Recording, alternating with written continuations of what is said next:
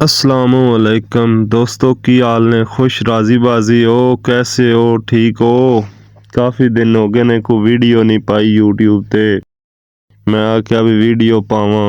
दोस्तों, ਇਹ ਮਕਬੂਲ ਬਲਾਦਰ ਵਾਲੇ ਨੇ ਸਾਡੇ ਜ਼ਿਲ੍ਹਾ ਵਿਆੜੀ ਦੇ ਵਿੱਚ ਤੇ ਇਹਨਾਂ ਦੇ ਕੋਲ ਨਵੇਂ ਵੀ ਔਜ਼ਾਰ ਬਣਦੇ ਨੇ ਔਰ ਪੁਰਾਣੇ ਔਜ਼ਾਰਾਂ ਦੀ ਵੀ ਰਿਪੇਅਰ ਕਰਦੇ ਨੇ। ਇਹਨਾਂ ਕੋਲੋਂ ਆਪਾਂ ਇਹ ਰੋਟਰ ਬਣਵਾਇਆ ਹੈ ਜਿਸ ਦੀ ਤਸਵੀਰ ਸਾਹਮਣੇ ਆ ਰਹੀ ਹੈ ਤੇ ਹੋਰ ਵੀ ਇਹਨਾਂ ਦੇ ਕੋਲ ਪੁਰਾਣੇ ਔਜ਼ਾਰ ਵੀ ਮੌਜੂਦ ਨੇ ਤੇ ਨਵੇਂ ਔਜ਼ਾਰ ਵੀ ਮੌਜੂਦ ਨੇ। ਇਹ ਜਨਾਬ ਤੁਹਾਡੇ ਸਾਹਮਣੇ 54 ਫਾਲਾ ਰੂਟਰ ਪਿਆ ਹੈ, 48 ਫਾਲਾ ਰੂਟਰ ਪਿਆ ਹੈ ਔਰ ਗਰਾਰੀ ਵਾਲੇ ਰੂਟਰ ਵੀ ਪਏ ਨੇ ਔਰ ਚੈਨ ਵਾਲੇ ਰੂਟਰ ਵੀ ਪਏ ਨੇ ਔਰ ਇਹ ਹਰ ਸਾਲ ਕੋਈ ਨਾ ਕੋਈ ਤਬਦੀਲੀ ਵੀ ਕਰਦੇ ਨੇ।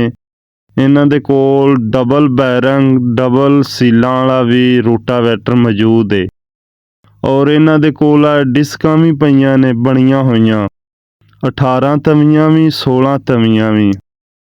ਔਰ ਇਹਨਾਂ ਦੇ ਕੋਲ ਇਹ ਖਾਦ ਵਾਲੀ ਮਸ਼ੀਨ ਵੀ ਉੱਤੇ ਮੌਜੂਦ ਪਈ ਹੈ ਔਰ ਇਹ ਇਹਨਾਂ ਦੇ ਕਾਰੀਗਰ ਬਣਾ ਰਹੇ ਨੇ। ਇਹ ਅੰਦਰ ਤੁਹਾਡੇ ਸਾਹਮਣੇ ਔਰ ਇਹ ਇੱਕ ਨਵਾਂ ਰੂਟਰ ਕੋਈ ਬਾਈ ਆਰਡਰ ਕਰ ਗਿਆ ਹੈ ਤੇ ਉਸ ਦਾ ਬਣਾ ਰਹੇ ਨੇ।